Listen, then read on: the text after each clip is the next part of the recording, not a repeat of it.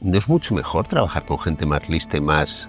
Sí, pero igual hay un miedo que te quiten el título, ¿no? Claro. El CTO. Pues bueno, pues entonces lo que tienes es una inseguridad. Debí aprender mucho más de marketing mucho antes en mi carrera. Pero yo creo que lo importante es entender qué haces bien, qué te gusta hacer, qué haces mal y qué no te gusta hacer.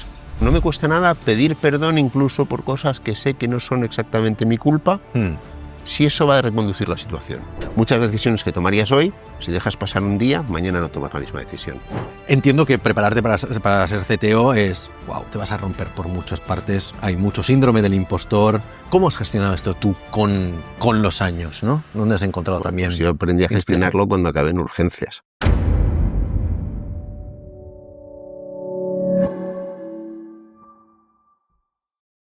Esa es mi cámara, ¿no?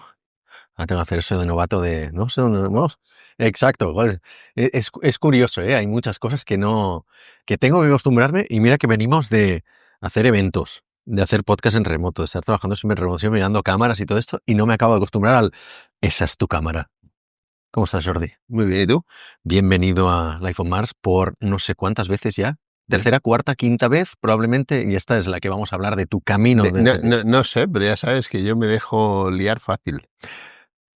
Tú te has dejado liar por nuestras iniciativas desde que nos conocemos. Bueno, primero nos liaste tú en Wacky. Sí. ¿Vale? Le estaba contando a David ahora cómo nos conocemos. Ya la gente que escucha el podcast ya te conoce, pero nos conocimos en Wacky, donde tú eras CTO. ¿Sí?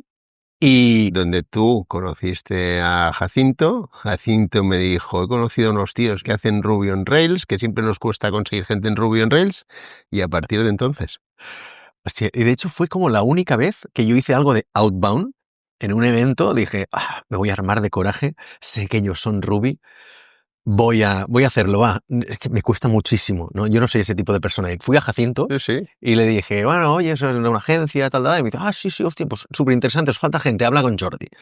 Y llego a la oficina y me recibes tú y me dices, bueno, ya sé lo que hacéis. Trabajamos en una empresa parecida a vuestra, no me hagas el pitch, dime cuánto cobráis por hora y si me encaja empezamos este lunes. Y así fue. Yo creo que a veces las cosas pasan porque han de pasar. Y que las cosas pasan en el momento que han de pasar. Y a veces cuando no pasan le damos muchas vueltas y es que no era el momento, ¿no? Entonces, en cambio, en ese momento para nosotros íbamos cortos de equipo, habíamos tenido malas experiencias en el equipo de marketing, la relación marketing-desarrollo, que eso da para muchos episodios, ¿no? En cómo vemos... Y una de las cosas que he aprendido con el tiempo es que debí aprender mucho más de marketing mucho antes en mi carrera. Y no despreciarlo de la forma que en muchas ocasiones lo hice. Como buen tecnólogo. Como buen tecnólogo, ¿no? Y entonces teníamos un problema. Marketing tenía dinero para hacer cosas, lo que no tenía era soporte técnico. Nosotros no le dábamos el soporte necesario porque el producto se lo comía todo y era, hostia, necesitamos a alguien que nos ayude a hacer todo aquello que marketing necesita, pero de la forma que lo hacemos nosotros. Y entonces, después de un par de malas experiencias, llegamos a un acuerdo con marketing que era, tú pones el dinero y las necesidades y yo pongo el partner tecnológico que trabaje como nosotros necesitamos. Y ese fue el inicio. Y de hecho es curioso porque esta sensación de ir tan rápido en un proceso de contratación solo la hemos tenido 2 veces en la empresa, ¿no?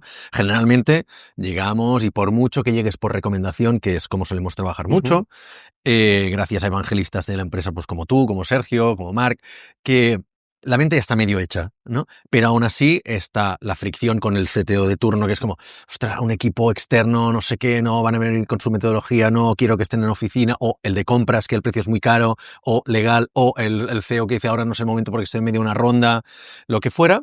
Pero en ese caso no hubo fricción. Fue esta vez y otra que tuvimos con un cliente en Estados Unidos, que era uno de los directores de Thoughtbot, es una empresa en la que siempre pues, nos hemos inspirado, que se creó su chiringuito y dijo, bueno, ya nos conocía y dijo, chicos, necesito un proyecto de Rails, ¿podéis empezar hoy? Y fue, bueno, vale, o sea, tenemos un tío disponible, pues, y fue así, y fue como, wow, hemos firmado un contrato que nos ha llegado hoy. La oportunidad. Dicho lo cual, y vamos entrando más en materia. Como la audiencia ya sabe, hemos empezado a grabar una serie de podcasts que son Road to CTO, muy inspirado por el libro de Sergio, porque yo me lo leí y dije, joder, me vienen ganas de ser CTO, o sea, de mandarlo toda la mierda y ser CTO. Y claro, dado que tenemos tanta gente, tanto en nuestros contactos como en la audiencia, que también son gente que pueden ser potencialmente CTO, dije, hostia, creo que es un contenido que nadie le ha dado ese twist, ¿no? El Fireside Chat está Sí. chupadísimo, la entrevista no sé qué está chupadísima, pero el de tu hecho, carrera no. De hecho, el libro de Sergio es curioso, ¿no? Porque nosotros tenemos un grupo de WhatsApp en el que habrá, no sé, de 15 a 20 CTOs originalmente de la ciudad. Alguno, como Sergio, ha emigrado. Sí. Y entonces cuando Pero volverá algún día, volverá. Sí, bueno, es...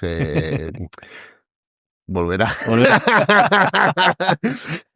Digamos que cuando él decide que escribe el libro, además lo escribió, oye, ¿me echáis una mano? Sí. Y hay trozos que están escritos y otros que el muy desgraciado no nos metió, nos hizo escribir para luego no meternos en el ¿Tú libro. escribiste uno que no se publicó? No sé, alguna cosa. Alguna cosa, vale. Pero bueno, como le tengo mucho cariño, con que me invite a comer un día ya me doy por pagado. Pero me pareció fantástico, ¿no?, el hecho de decir, para mí empecemos por la discusión que qué es ser CTO, porque no es lo mismo ser CTO de una empresa de 10 personas que el CTO de Google. Quería empezar por ahí, así que... Vale, con lo cual, hostia, Road to CTO. Joder, yo es que primero no creo en los títulos, pero asumo que son muy necesarios para entender quiénes quieren una organización. ¿Desde fuera o desde dentro? Las dos. Vale. Ayuda también para que la gente entienda cómo va progresando en su carrera, pero si ser CTO no es lo mismo en The Hotels Network que en Google, tampoco es lo mismo ser senior developer en un lado que en el otro. Correcto. ¿Vale? Entonces, pero si asumimos que CTO quiere decir que es la persona que lidera y toma las decisiones tecnológicas de una compañía, pues ahí sí que yo creo que el camino es muy distinto en función de la compañía y de la persona, ¿no? De lo que tú quieras hacer profesionalmente y luego de en qué tipo de empresa quieras desarrollarte, ¿no? En un ambiente corporate, en un ambiente de multinacional, no tiene nada que ver con probablemente el ambiente en el que yo me siento más cómodo, de trabajar los últimos, sé, más de 15 años, que son startups. Y no es lo mismo ser el CTO de una startup en la que eres 10, que probablemente el título CTO no sirve para nada, porque yo siempre digo que en esa etapa CTO quiere decir Chief To Do Officer. Porque tienes que hacer de todo, desde servir un café a lo que toque, ¿no? Que cuando tienes 20, 50, 100, 200, 1000, no tiene nada que ver. Hasta que llegas a lo que yo siempre llamo máximo grado de incompetencia. El principio de Peter. Que es donde, oye, es que no eres la persona apropiada. Y entiendo que es muy complicado de asumir, pero probablemente la única solución es que o des un paso al lado o des un paso fuera. Pero por el bien tuyo y de la organización, tiene que venir alguien que sí sea capaz de hacer eso que tú no estás siendo capaz de hacer. Yo me he dado cuenta, eso en nuestro caso hemos visto que los roles, por ejemplo, cuando empezamos, no, creo que los 3 socios queríamos ser CTO a la vez, pero no lo queríamos ser, ¿no? Entonces sí que había uno que da más claro, que era el rol de Xavi, que era el de CTO, porque claramente backend, arquitectura, etcétera, etcétera. Los otros 2 estábamos ahí haciendo operaciones, ¿no? Y de hecho, yo no tuve el rol de CEO hasta el 5º año. ¿De acuerdo? Que yo empecé como CMO, que es como... No había CEO. No había CEO. Pero sí que nos dimos cuenta que de puertas para adentro no servían para nada en esta magnitud de empresa, pero de puertas para afuera sí. Porque para vender, el cliente quería hablar con el CEO. Fue muy raro seguramente que tú me recibieras como CMO. Es decir, ¿qué hago yo hablando con el CMO? No, para mí era muy obvio que no teníamos ni puta idea. No. que daba igual si eras CMO o CEO, pero quien dirigía eras tú. Por ser founder. Si no hubiera tenido la coletilla de co-founder... No. Vale. Yo creo que vosotros 3 tenéis muy bien resuelto, incluso sin títulos, que hacéis cada uno de los 3 en la organización. Vale. Y que tú tuvieras el título de CMO, bueno, pues era como... Chief Master Officer. Vale, exacto. Chief Master Ball Officer. Oye, la otra cosa que has mencionado, que estaba muy bien, que es la definición de CTO. Porque me acuerdo que la primera vez que escuché que hay varios tipos de CTO fue que lo dijiste tú. Que dijiste, en Wacky yo tenía, o sobre todo en Raku tenía, un perfil de CTO político. Bueno, y dije, ¿qué cojones es esto? Bueno, es que justo eso iba, ¿no? Yo entro en Wacky y soy un empleado número 5 en Wacky. Es verdad que había un par freelance, pero es decir, full-time employee number 5. ¿Fue tu primera experiencia como CTO como tal? No. Según LinkedIn, sí, por eso. Bueno, pues porque lo que hice antes cuando estaba entre Estados Unidos y Venezuela, Vale, tenía un sombrero vale, que que ibas cambiando. dependiendo de lo que hacía, pero originalmente en aquella etapa yo era el CTO, Vale, pero luego eso evolucionó y supongo que LinkedIn acaba reflejando el el último último, estatus que correcto. pusiste. Mi ex socio decidió salir de la compañía Te quedaste como y CEO. entonces yo me quedé como CTO, presidente, CEO, CMO, un poco de todo, ¿no? Vale, Pero yo entré en Wacky, somos, no llegábamos a 10 personas y era el CTO. Y el equipo de ingeniería éramos 3 y medio. vale. Claro, lo que yo hacía cuando éramos 3 y medio, cuando me voy, que somos, no sé, casi 200 personas, no tiene nada que ver. Y si a eso le sumas que te compra una empresa del tamaño de Rakuten con cientos de miles de empleados, pues no tiene nada que ver. Entonces yo paso de un rol mucho más hands-on, eso evoluciona con el crecimiento de la compañía. Es cierto que yo entré, vendimos en 2 años, me quedé casi 4 años más, o 3 y pico años más. Es decir, que evoluciona muy rápido. Nosotros pasamos de eso de 2 a 50, vendemos, seguimos creciendo, pero a la vez que tienes que hacer el rol tuyo de CTO de tu organización, tienes que llevar la relación con el nuevo propietario, que es una multinacional enorme, que tiene una agenda también. Tiene una agenda y yo creo que ahí lo hicimos muy bien. Bueno, también que teníamos un presupuesto extra al de la compañía, porque hicimos cosas que el resto se resistían a hacer. Y yo soy muy práctico en general en mi vida. Entonces yo dije, oye, esto lo voy a tener que hacer sí o sí, ¿no? Hmm. Pero esto es como cuando de pequeño no me gustaba comer pescado y aprendí que cuanto más rápido me lo comiera, antes pasaba el trago, ¿no? Exacto. Pues dije, oye, estos señores quieren que integre usuarios, pagos, esto y lo otro. Bueno, Pues vamos a hacerlo rápido. Y además vamos a decirles que ando escaso de recursos. Entonces, ¿qué sucedió? Pues que nos dieron recursos para montar un equipo que hacía integraciones y empezamos a integrar usuarios, pagos y alguna cosa más. Y rápidamente nos convertimos en la referencia dentro del grupo. Y era cada vez que una empresa tenía que hacer esta integración, más allá de que había toda una documentación que hacer, había una referencia. Los chavales de Barcelona ya lo han hecho. vale. Entonces nosotros servimos de ejemplo y hacíamos muchas sesiones con otras compañías que habían comprado de, oye, ¿cómo lo hemos hecho y cómo hemos sufrido?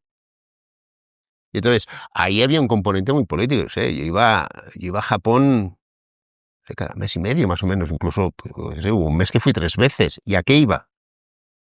Uf. A hacer política, a hacer relaciones, o sea, a tener, Diplomacia, ¿eh? a tener buenas relaciones Vale. con el CTO, con el CIO, cuando había cambios.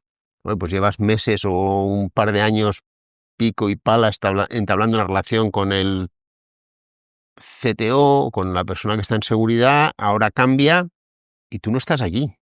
Tú estás en la otra punta del mundo, pero necesitas que esa persona te conozca para que te sigan tratando bien, para que sigas teniendo recursos y al final, como hablábamos antes de empezar a grabar, hay cosas que solo pasan en esta distancia. Y que es curioso que tú, claro, pasas de ser CTO de una startup que luego pasa a ser una división de una corporate, entonces ya eres como un CTO por debajo de un CTO, o sea que al final es más como un director de área, ¿no? En ese sentido, y evoluciona tu rol de, no sé si eras CTO hands-on, o sea, háblanos si quieres de los tipos de CTO que tú has sido y cuáles no has sido que también conoces. A ver, yo siempre digo que a mí me gusta estar en la intersección de negocio, tecnología y personas, y que no sé hacer lo uno sin lo otro. Y que probablemente de esas 3 patas yo he ido definiendo cuál me gusta más y cuál me gusta menos, pero yo empecé picando código. Es decir, yo estudié física,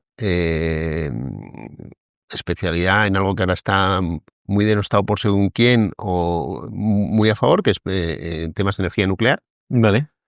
Y cuando acabé la carrera, pues yo quería hacer un máster de energía nuclear. Aquello no se dio porque ya había alguien que pensó que no necesitaríamos nuclear nunca más y cancelaron ese máster en España. Y entonces, pues las consultoras necesitaban tíos con una mente analítica, matemática y tal, y empecé a trabajar en PricewaterhouseCoopers y empecé picando código. Java, Notepad, compilando en una línea de comandos y haciendo proyectos para banca. Entonces yo, joder, he picado mucho código, pero dándome cuenta que había gente mucho mejor que yo en eso. Sobre todo porque había gente que había estudiado 5 años informática y yo no. Entonces, yo devoré libros, y con ese síndrome de impostor, porque la consultora te vende como un experto, pero tú eres consciente que no tienes ni puta idea y que al lado tuyo sí hay tíos que saben un montón. No, o sea, yo recuerdo perfectamente cuando alguien me habló por primera vez del servidor de aplicaciones. No tenía ni puta idea de lo que era un servidor de aplicaciones, pero mi cara era de, joder, chaval, un servidor de aplicaciones. Entonces, yo empecé programando mucho, pero poco a poco me fui dando cuenta que había cosas que hacía mejor, que yo era más hábil que otra gente en otras áreas. Y dije, hostia, esta es la mía. Es decir, por contra, dentro de los equipos de ingeniería te das cuenta que hay mucha gente que esa parte más de gestión, relación con proveedores, con clientes, que no les gusta tanto. Y yo fue ese primer proyecto grande que fue la primera web que lanzó Caja Madrid al mercado. Hubo un momento que yo dejo de desarrollar full time, cuando empezamos a hacer el deployment en las oficinas de Caja Madrid, empiezo con Javi, un ex compañero, a coordinar lo que era el deployment entre el banco, nosotros, que me doy cuenta que eso tiene un valor. Es decir, que hay un valor muy grande en programar y en la parte más técnica, pero que hay un valor en esa gestión. Y así lo debieron ver también en la compañía. Luego cambié de compañía, pero siempre fui en esa dirección, que era mezclando desarrollo y gestión, ¿vale? Entonces, yo he pasado de programar mucho a gestionar mucho más que programar. Entonces, yo no soy ni de lejos el programador que era, pero sigo leyendo mucho, sigo guarreando código para mí. Me gusta estar al día, pero lo que sí sé es quién sabe. Entonces, yo creo que hay CTOs muy técnicos que quieren seguir metidos en el barro 100%, y que entonces lo que necesitan a su lado es un VP, llamémosle VP, ¿no? Pero creo que Fred Wilson tiene un post que esto lo explica perfecto. La diferencia entre el CTO y el VP, sobre todo desde una vertiente muy norteamericana, que es, oye, el CTO es el tío que toma las decisiones tecnológicas y que está muy ahí abajo en el barro y que conoce la tecnología mejor que nadie. Para mí, digamos, el mejor ingeniero que puedas tener. Y el VP es el que se encarga de gestionar el día a día de la operación y de los equipos. Esa es la definición, yo creo, más clásica y anglosajona. ¿Qué ha sucedido sobre todo en España? Y ahora empiezas a ver diferencias, que no había dinero. Como no había dinero, no podías tener los dos. No podías tener los dos, porque además los dos son caros. Entonces quieres que tu CTO sea el mejor ingeniero, el mejor arquitecto, el mejor gestor de equipos. Tienes que buscar un unicornio. Creo que es muy difícil. Entonces, yo siempre lo que he buscado es tener gente técnicamente mucho mejor que yo, con los que yo puedo discutir, pero al final me fío de sus decisiones. Yo, si algo no me huele bien o tal, cojo el teléfono y llamo a la gente de la que me fío mucho y pregunto, oye, esto no me huele bien, tío. Y rápidamente obtienes información. Y hay otra parte que considero que hago muy bien, que es la parte de organización. Contratación, procesos, gestión del equipo, gestión del budget, gestión de los inversores, gestión de los proveedores y de los clientes. Entonces, yo creo que es muy importante saber qué haces bien, qué te gusta hacer, qué no te gusta hacer, y rodearte de los mejores. Y si fuera al revés, es decir, si a mí lo que me gustase es estar muy metido en lo técnico, y si queremos le llamamos CTO, es lo que me buscaría, es tener personas que trabajasen conmigo que fueran muy buenos en lo opuesto. Lo cual es curioso porque creo que, a pesar del post de Fred Wilson y de la tendencia, y que la teoría dice eso, ¿no? Que el CTO, pues tu mejor developer, como dices tú, y que yo generalmente estoy de acuerdo en eso, y que pones un VP que se encargue de la gestión del equipo, creo que al menos en España, o por lo que tengo visto yo, más en sector startup, acaba siendo al revés. El CTO acaba siendo más el gestor de personas porque tiene una componente social de fundraising, de ir a eventos, dar charlas, no sé qué, y pillan al friki de turno, con perdón por la expresión, para ponerlo como VP porque es el tío especializado que le hace el back office al CTO y el CTO decide. Bueno, ¿No? sí, sí, sí, yo creo que es bastante cierto, ¿no? Pero supongo que depende de cada uno. Depende de cada empresa, ¿eh? También es cierto que en muchos casos, sobre todo si en la startup el CTO es founder, pues es difícil esa cesta acogida. Hmm. Entonces, aunque esté haciendo la otra parte del trabajo, no va a cambiar ese título, ¿no? Entonces, pero yo creo que lo importante es entender qué haces bien, qué te gusta hacer, qué haces mal y qué no te gusta hacer. Y a mí lo que me gusta del rol de CTO, que nunca he tenido, pero siempre lo veo en gente como tú, como Sergio, como Eli, o sea, mucha gente del sector que digo, es que es muy poliédrico, lo que decíamos, ¿no? Puede ser un CTO político, puede ser un CTO más hacky, un CTO más orientado a ventas, un CTO, el CTO CPO, el CTO que también hace a veces el CISO, ¿no? Para que nos entendamos. ¡Wow! Te da muchas opciones. Y tanto el libro de Sergio como otra literatura te dicen, puedes elegir el camino que tú quieras, que está bien. Pero a la vez, digo, pero se tiene que adaptar a tu empresa. Es decir, si tú te haces ¿No? quieres ser el CTO que es arquitecto, súper geeky, que quiere estar a la última de tecnología, no hacer nada quizás de negocio, pero como co-founder o incluso como CTO de una empresa que va cambiando, tienes que adaptarte también a la empresa. ¿Cómo gestionas esto tú mentalmente? A ver, yo creo que es muy simple. Es decir, si tú tienes claro lo que tú quieres hacer o quieres ser, tienes que encontrar el entorno que te lo permita ser. Entonces, si tú, digamos, por poner un ejemplo muy claro, si tú quieres ser muy ágil, poder tomar decisiones muy rápido, con poca burocracia y demás, no intentes desarrollar ese rol dentro de una corporación muy grande, donde para mover un boli hay que rellenar 7 formularios. Pero por contra, si quieres tener cierta cantidad de recursos, muy probablemente en ese tipo de organización los tendrás antes o estabilidad que en otro tipo de empresa. Entonces, para mí, soy muy pesado con el tema. Yo estoy obsesionado con ser feliz, lo que eso quiera decir. Y para mí eso quiere decir pasármelo bien, trabajar mucho, pero tener mucho tiempo para mí. Entonces, ¿dónde puedo desarrollarme yo con cómo es Jordi, con los skills que tiene y con lo que quiere hacer? Y a partir de ahí tienes que encontrar. Sí, mira, el ejemplo muy claro. Yo entro en The Hotels Network hace 6 años, algo más de 6 años, ¿no? ¿Y por qué entro en The Hotels Network?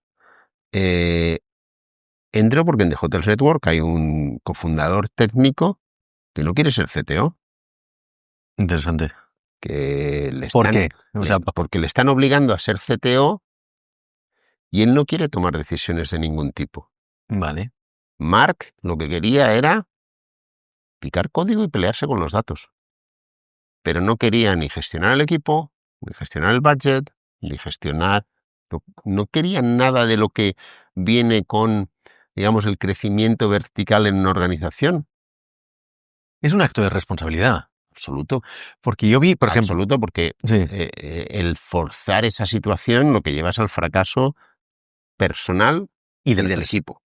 Yo tuvimos un cliente que teníamos mucho roce. Bueno, igual no había mucho roce, ¿no? Simplemente nos dimos cuenta que acabábamos trabajando de más porque el CTO siempre tomaba decisiones equivocadas. Y una de ellas era la de no querer fichar a nadie que fuera mejor que él.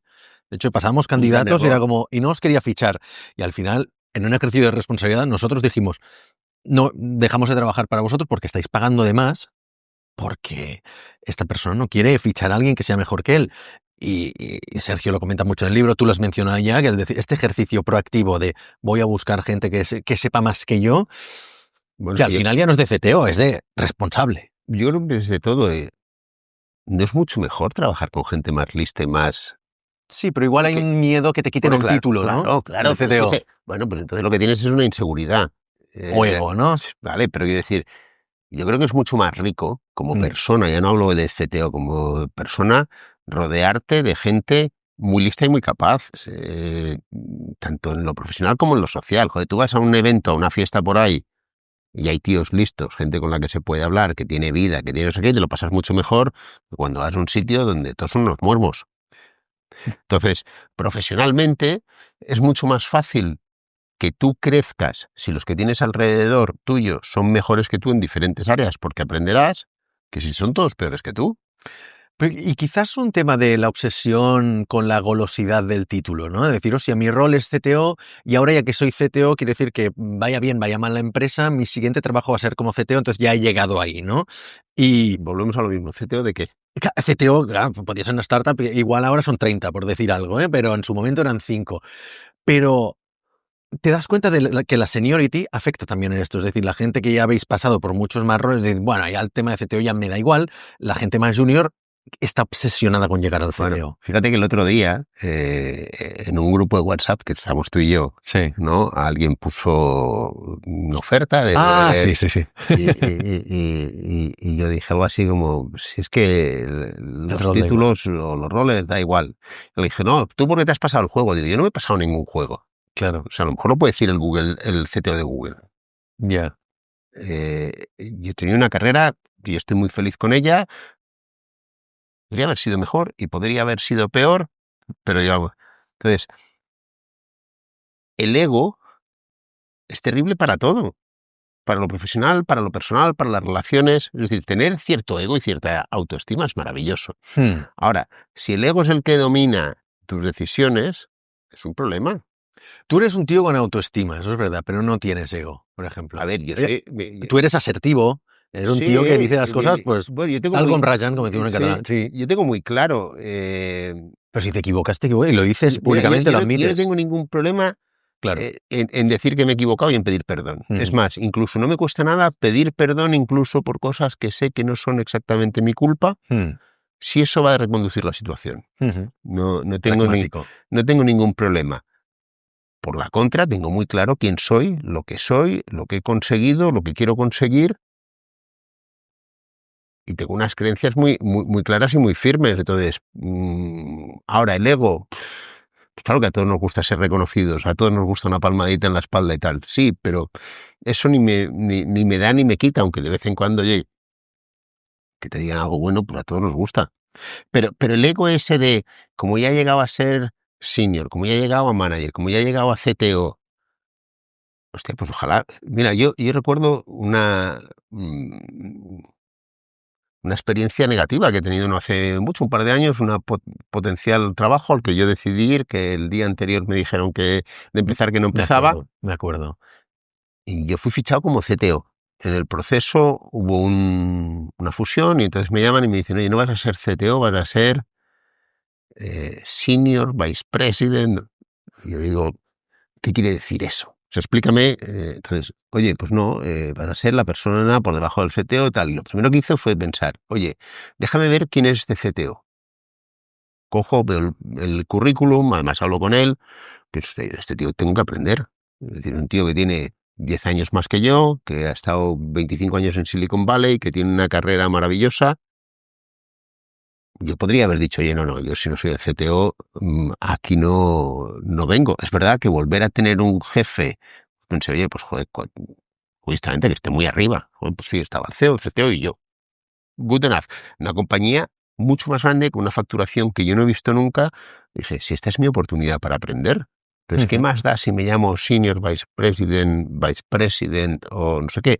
Yo quiero saber cuál va a ser mi responsabilidad, cuánto me vas a pagar, qué esperas de mí, qué proyección de crecimiento tengo. Si a eso le quieres llamar SVP, ya me parece bien.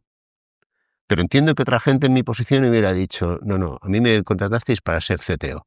Si ahora no hay una fusión, pero yo no puedo ser el CTO, bueno, pues resulta que muy probablemente esa persona está en una mejor posición que yo, pues que tiene 10 años más que tú, porque ha tenido una carrera quizá mejor que la tuya o en un sitio más reconocido como puede ser Silicon Valley, pues no sé. Luego no fue bien, porque me dijeron que no pero potencialmente, además a mí me llaman y me dicen, oye, va a haber este cambio. ¿tú estás de acuerdo? Y dije, oye, déjame ver quién va a ser, a quién le reporto, ¿no? Hostia, tío potencialmente más listo, mejor, con una carrera profesional más larga que la tuya. Vamos a aprender. Suena bien. ¿Y qué opinas del self-demote? Hay mucho también ex-CTO que habrán pasado, pues, uno VP de no sé cuánto, otro ha pasado a hacer, bueno, o sea, como que han dicho, va, ya he tenido el rol de CTO y ahora me interesa una temporada estar en otras cosas con menos responsabilidad. O sea, lo veo mucho en esa gente que tenemos en los grupos de CTOs. Hay muchísimos ejemplos, Managing Director, VP, Senior VP, o se pasan a Co-Founder, o dejan de ser CTO para ser CEO, por ejemplo, ¿no? O sea, hay muchos de estos. Yo creo que hay dos perfiles. Uno, el que quiere volver a tener un rol mucho más técnico. Vale. Es gente que echa de menos programar. Por programar, pongamos cualquier parte del stack, es decir, que a lo mejor no es programar y es, digamos, que quieren volver a un rol mucho más técnico porque es lo que de verdad les apetece hacer.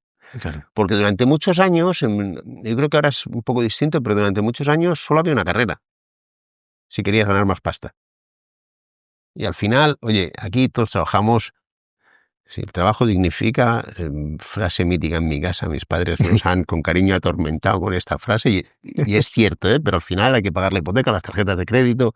Entonces, al final, un componente importante en tu trabajo es que quieres progresar económicamente, ¿no? Y durante muchos años la única forma de crecer profesionalmente era junior, mid, senior. Y cuando llegabas a senior, o pasabas a management, o esa nueva rama que se abrió copiando a los americanos, ¿no? De staff, principal y tal, no existía. Y si existía, la diferencia de salarios en esta rama con esta otra era heavy. Era abismal. Entonces, coño, pues te veías forzado a coger esta rama de gestión porque querías prosperar en lo económico. Entonces, a lo mejor has llegado a un punto en el cual la parte económica ya no tiene ese componente tan grande y la parte personal tiene un componente muy grande, que es que quieres ser más feliz. Es que es así de simple. Y entonces dices, ostras, es que a lo mejor estoy en una posición económica en la cual me puedo permitir no ganar tanto, o es que resulta que es que en esa nueva línea que hemos creado aquí, o si tú quieres, además le puedes añadir la cantidad de gente que está trabajando en remoto para empresas de fuera, pero desde aquí cobrando salarios que no son los de USA, pero que no son los de España. Entonces, que puedo ser staff principal o lo que sea en otro tipo de empresa con una posición económica mucho mejor y con una responsabilidad distinta. Pero yo a veces escucho eso de no, quiero menos responsabilidad. Yo no sé si es la responsabilidad menor, lo que sí sé es que es distinta. Sergio siempre dice que quiere ser junior developer en Mars-Based. A ver, cuando has hecho secundarios en varias operaciones, igual te lo puedes permitir. Ya, y por eso es CTO en Cloudera, ¿no? Exacto. Claro. Entonces, yo creo que ese es un caso muy claro, ¿no? El que se da cuenta que ha llegado a ser CTO o VP y tal, pero joder, si es que a mí lo que me gusta es picar. Y luego está el de otra gente que se ha dado cuenta en ese camino que hay otras áreas que le llenan tanto como lo técnico. Y entonces dices, joder, pues puedes pasar a hacer operaciones, puedes pasar a hacer otro tipo de cosas con una visión distinta. Yo estuve haciendo operaciones en el último año y pico en The Hotels Network con una visión muy distinta al clásico COO, VP de operaciones, que viene sobre todo de un área mucho más financiera operacional, porque pues no dejas de tener tu mente cuadriculada ingenieril, aportas otra cosa, que es que toda la parte de procesos, herramientas y demás, pues tienes un conocimiento mucho más alto, por contra, pues tienes un conocimiento más bajo en toda la parte financiera, ¿no? Entonces, yo creo que es una cuestión de llegados a ese punto, si seguir siendo CTO en esa empresa o en otra no te llama la atención, ¿qué quieres hacer? ¿Tú te acuerdas del momento que decidiste voy a ser CTO? O sea, porque, por ejemplo, cuando han pasado Marc, Lluís, que la terminología CTO no existía aquí. Llegó relativamente tarde. Tú habías vivido ya en Estados Unidos, habías vivido fuera y trabajado fuera, entonces quizás ya tenías el rol de CTO más ubicado. ¿Te acuerdas del día que dijiste yo quiero ser CTO y voy a hacer carrera? No. ¿Te lo encontraste? Yo me lo encontré. Yo me fui de España, me fui a trabajar a Venezuela cuando me casé. Luego estuve viviendo entre Venezuela y Estados Unidos y en la primera compañía en la que me contrataron como CTO. Vale. ¿Y cómo te formaste? Porque claro, una de las cosas que tiene la parte técnica como has dicho bien antes, siempre tienes a alguien por encima del cual aprender, ¿no? Y de hecho los developers nos movemos mucho en este sentido, ¿no? Es decir, la pasta es un driver, pero el aprender de la persona... Yo creo una palabra que odio, el individual contributor. Sí, eh, los IC. Si quieres ser un poquito más pijo, también puedes decir, Sí. soy IC. Lo tienen muy claro eso. Y quieren Vale. trabajar, los buenos, Ujú. esa rama que decíamos de tíos muy senior, Sí, trabajar con tíos muy buenos. sí. Y a la vez hay gente que crece, que se da cuenta de dónde están esos referentes y quieren trabajar en esas empresas porque están esos referentes en los diferentes stacks. Bueno, o puedes contratarlos. Hablamos de un Xavi Noria, por ejemplo, ¿no? Que tú lo has traído en Yo a alguna de tus Xavi- empresas. Decir, oye, yo a Xavi quiero lo- aprender de ti. A Xavi lo perseguí, además ayer lo hablaba con alguien, lo perseguí hasta lo imposible y un día me llamó y me dijo, oye Jordi, tengo un slot disponible, me has perseguido durante años, estoy dispuesto a hacer una rebaja considerable de mi tarifa. Ah, no era porque tenías ya la pasta de Rakuten detrás. No, Ahora no lo puedo permitir. No, teníamos a Rakuten, es cierto, pero él hizo un esfuerzo grande. Sí, sí. Que a nosotros nos validó como compañía dentro del mundo Rails haber tenido casi un año a Xavi trabajando con nosotros, Claro, porque Xavi no trabaja con cualquiera. exacto. Entonces te pone un sello de calidad, además sabe la gente que lo que se encuentre post Xavi, pues tiene otra cara y ojos, lo cual fue así, ¿no? Entonces, eso te valida y empiezas a contratar a gente de un nivel y de un perfil que antes eras la fea de la discoteca. Claro, quieren estar cerca de... ¿No? Entonces, Vale. Yo llegué a ser CTO porque hubo alguien que estaba con cariño loco y me contrata para ello, pero mi formación, que en nuestro sector está muy denostado el haber pasado por consultora, yo hice... Es curioso, sí. Yo hice 4 años, más o menos 4 o 5 años de consultoría tecnológica, Price, nos compra IBM, de ahí me voy a lo que hoy es NTT Data, pero yo soy tan viejo que se llamaba DMR Consulting. No era Everest todavía. No, yo hice el cambio. Yo fui al notario a firmar las acciones de Everest. Vale. Sí, esto hace mucho. No, de hecho es que antes el mantra era pasa 5 años por consultoría, fórjate en las llamas de la consultoría. Yo estoy muy orgulloso de esos años. Hice cosas que no hubiera hecho en ningún lado, es decir, hacer la web de un banco entera. Claro. Sí. No lo hace Marsbase, con cariño. No. Entre otras cosas porque el CEO, CTO de un banco... se va a contratar una empresa que lo va a hacer peor, pero... Sí, pero a nadie despidieron por contratar a Oracle, a IBM. Vale. Sí. Entonces, en esas compañías hay profesionales muy buenos. Uh-huh.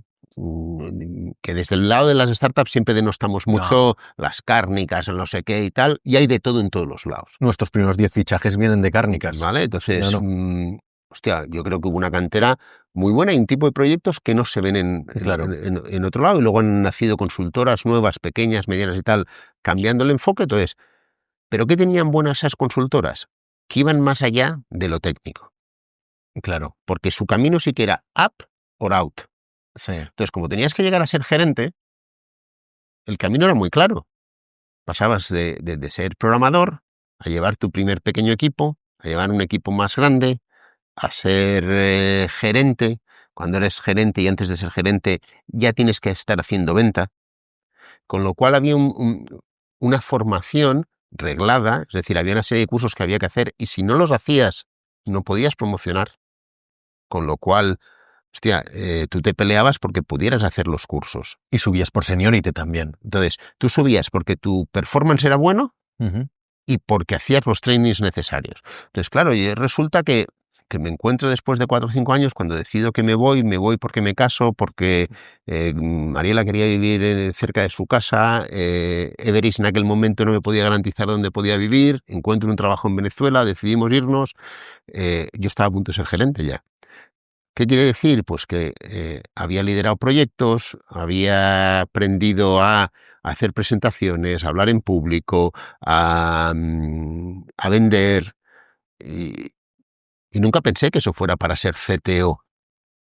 Eso era para seguir creciendo profesionalmente, y cuando paso de ese entorno corporativo consultivo a una pequeña empresa startup, pues eres el candidato ideal para ser el CTO de la compañía. Y a partir de ahí es cierto que siempre he buscado posiciones de liderazgo.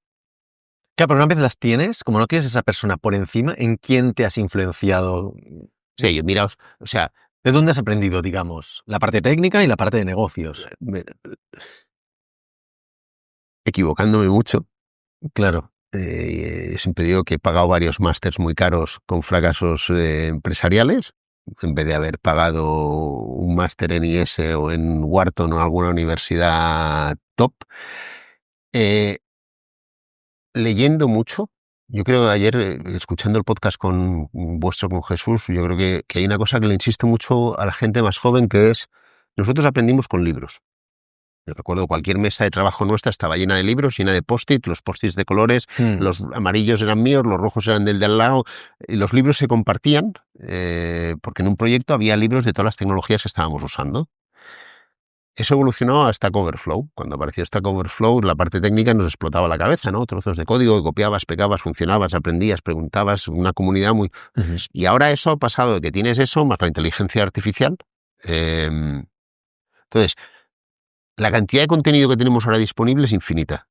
Ayer, ¿a quién fue que le leí? Ahora no me acordaré, pero decía, crea una carpeta que se llame MBA y mete recursos de Substack y puedes hacerte una carpeta con contenido recurrente alucinante de diferentes tipos, ¿no? Entonces, en mi casa siempre se han quejado de que leo poco, empezando por mis padres, mi mujer y mis hijos. Y yo digo que es mentira. Yo leo poca novela, leo poco, pero leo un montón. Lees más artículos. Yo leo cosas de trabajo, llamémosle de trabajo, pero que son cosas que me ayudan a mí a progresar profesionalmente. Entonces, leo un montón, mucho. Es decir, ¿de quién he aprendido? Joder, pues hay referentes que me gusta su carrera profesional y que leo todo lo que escriben. Y algunos que no me gusta cómo son, pero que profesionalmente pienso, hostia, es que han hecho cosas muy chulas y que escriben muy bien. Aprendo mucho interaccionando con gente que conozco, que respeto y que nos vemos, decía, tenemos un grupo aquí en la ciudad que nos vemos habitualmente en diferentes niveles y demás, y aprendo mucho. Aprendo mucho haciendo cosas en paralelo a lo que es mi full-time job. Yo desde hace muchos años, aparte de mi trabajo, el que sea, hago consultoría para diferentes empresas. Normalmente en un estadio menor que en el que estoy, y aprendo, porque llevo mucha de la experiencia que tengo, pero me encuentro con retos nuevos y nuevas formas de hacer las cosas. Y en muchos casos, entre etapas, me he tomado un tiempo para ir a ver amigos y conocidos por el mundo, a ver cómo hacen las cosas en sus empresas. Oye, ¿cómo hacéis las cosas? Cuando me fui de Wacky, lo normal hubiera sido quedarme en el mundo del vídeo, pero a mí me apetecía hacer algo distinto. Pero mientras decidía el qué y el cómo, pues yo recuerdo viajes a Alemania, Inglaterra, por España, a ver a CTOs que conozco y decirle, oye, ¿puedo pasarme 2 días aquí trabajando yo en mis cosas, pero viendo, observando, preguntándole a la gente? Entonces, es la forma en la que he ido aprendiendo. Y luego me he ido dando cuenta de áreas en las que debería saber más. Pues debería haber sabido más de finanzas y aprendí un montón montando empresas y leyendo y preguntándole a gente que sabe mucho, oye, ¿qué es la literatura básica que debería conocer? Mira, cuando empecé a trabajar me di cuenta que a mí estudiar no me gusta, regladamente, y decidí que no iba a hacer un MBA.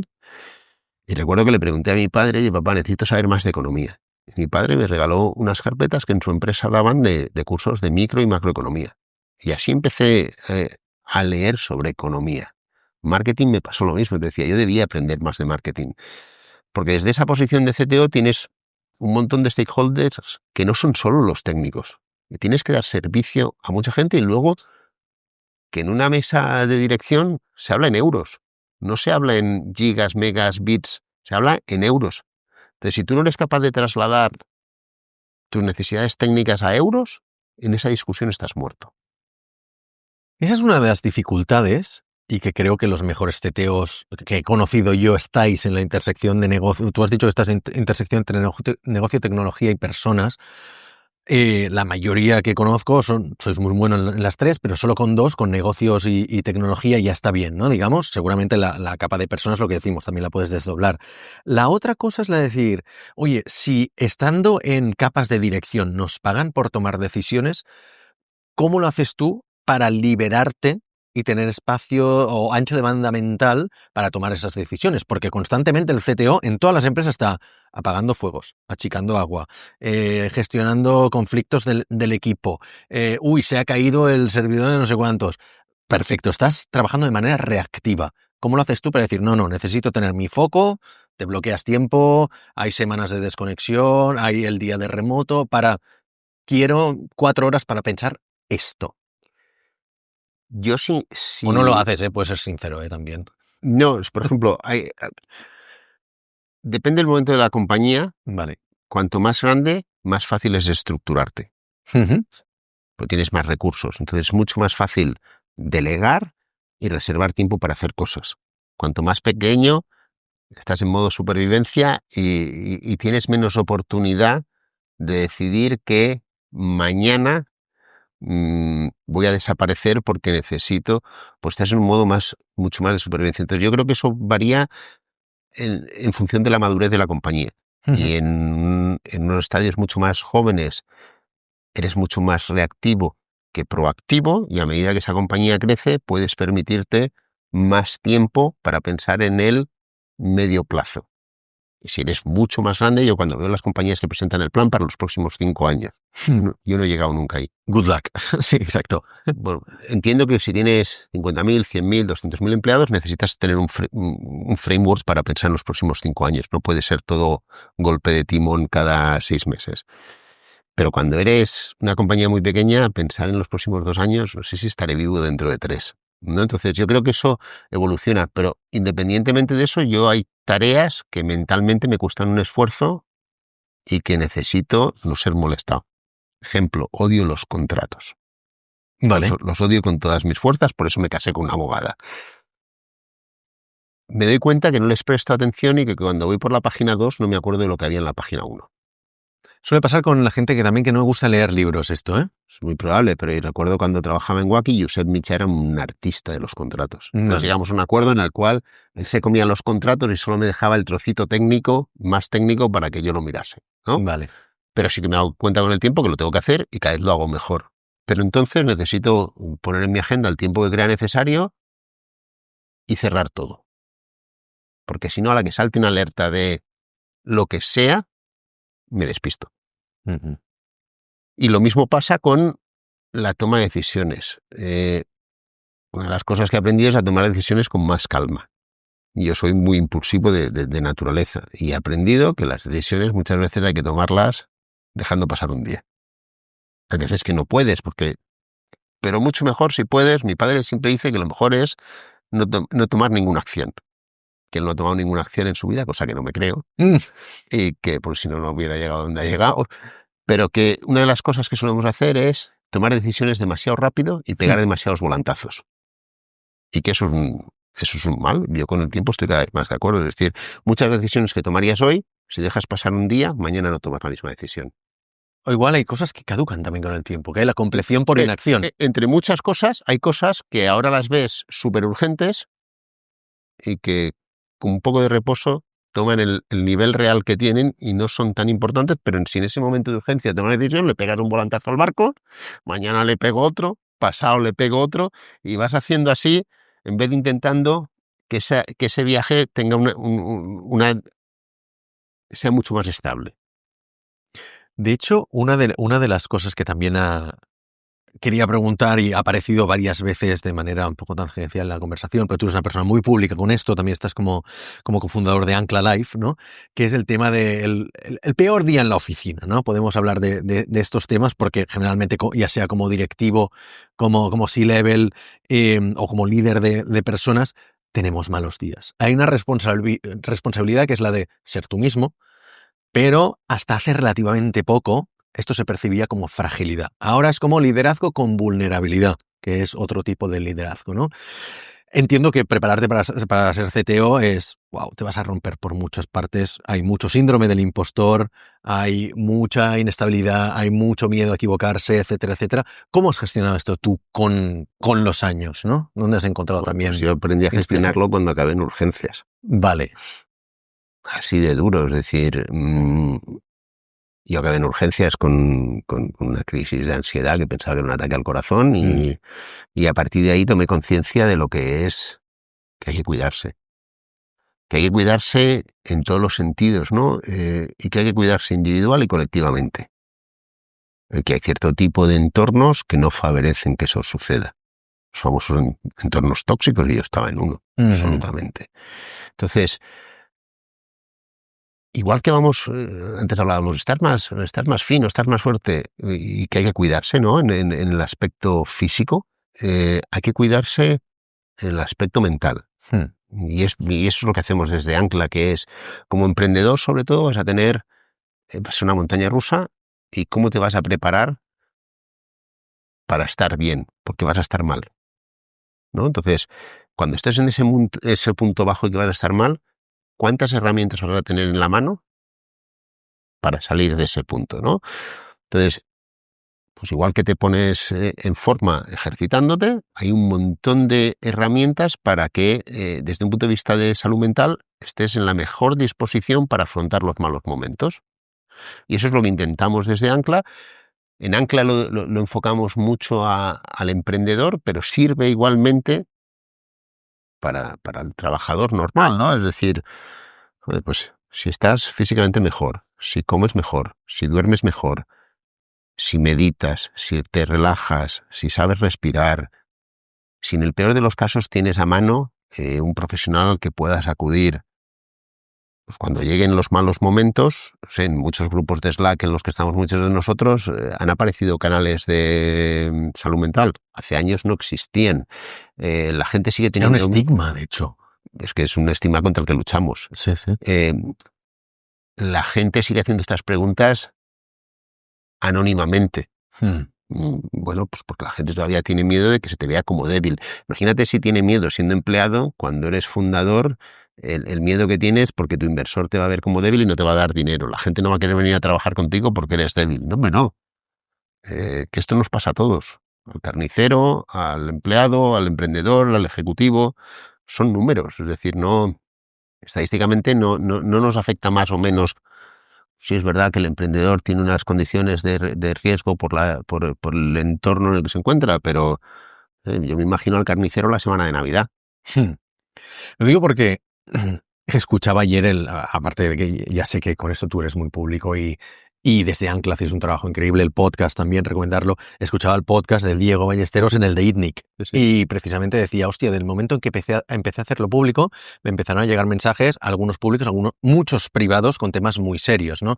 Entonces entiendo que también hay un tema de privacidad y que nosotros estamos en un sector más privilegiado, que es la tecnología. Dentro de la tecnología, el sector startup, que somos mucho más abiertos con estas cosas, pero en un IBEX 35 en dirección, igual eso no se lleva tan bien. Por otro lado, hay un caso muy concreto que de hecho grabamos un episodio con Xavi Noria y con Pau Inoves, que era el CTO de Typeform, hablando de un tema muy concreto de esto, de que es el de la soledad del CTO, que es ya no eres uno de los nuestros. ¿Tú te has encontrado lo del ser, ya no eres un developer, ahora ya eres un manager, ya nos miras como recursos? Sí, ¿Y cómo lo has llevado? De golpe y porrazo, hay eventos en los que no estás invitado. De la empresa, de tu equipo. Vale. Tu equipo va a comer, tu equipo va a tomar cervezas, tu equipo queda un sábado para hacer una barbacoa. Y ya no you're not welcome anymore. Porque ya no eres uno de ellos. Porque eres el jefe. ¿Cómo lo gestionas eso? ¿Cómo? La primera vez te sabe mal. A día de hoy es parte de... Yo sé que mis equipos a la que empiezan a crecer y la relación, no es que se distancie, pero es más grande, pues la gente no tiene esa afinidad contigo. Cuando eres un equipo pequeño, eres parte del equipo. A medida que creces y ya no solo programas, sino que tomas cierto tipo de decisiones y además tu salario lo decido yo, ya no eres el amigo que eras. ¿Y tú has tenido que hacer mucho trabajo para poder interiorizar esto? No, simplemente es decir, bueno, o sea, te sabe mal al principio y luego ya lo relativizas, bueno, pero claro... Ves que ha habido 2 barbacoas a las que no te invitan, luego sí que te piden, oye, ¿por qué no organizas algo? Y piensas, coño, si pago yo, si pongo yo sí, pero si no, no. Bueno, pues es parte del juego, pero asumes que hay conversaciones en las que tú no tienes que estar. Que si tú quieres que tu equipo tenga una buena relación entre ellos, hay conversaciones en las que tú no debes estar. Perfecto. Y para ir cerrando, ¿algún podcast o libro que recomiendes para aspirantes a CTO? Pueden ser episodios sueltos. No, libro está claro. Sí. Creo que el de Sergio lo explica muy bien. Podcast. ¿Dónde sacas tú referencias Yo estoy, tecnológicas o yo de estoy management? yo estoy consumiendo un montón de podcasts en la intersección de todo ello. Es decir, escucho podcasts mucho de negocio. Ayer mencionaba a Jesús, a mí Acquire me vuelve loco. Sí. Me gusta mucho Andreessen, creo que está haciendo un ejercicio muy bueno con los dos socios que son quienes son, para explicar un montón de cosas. Luego ha habido varios podcasts que no han tenido duración en el tiempo, aquí en España, más técnicos. Y luego me gusta mucho seguir leyendo libros de O'Reilly. Vale. Y creo que O'Reilly Curioso. tiene una cosa muy chula que es la parte online, donde no solo tiene los libros, sino tiene paths, que le llaman ellos. Entonces, tú puedes coger un path que está comprendido de un capítulo de un libro, una sesión de un vídeo, un artículo en no sé dónde. Entonces, te da como una forma no lineal de ganar conocimiento. Y la suscripción es relativamente económica. Perfecto. Muchas gracias, Jordi. No, gracias a vosotros.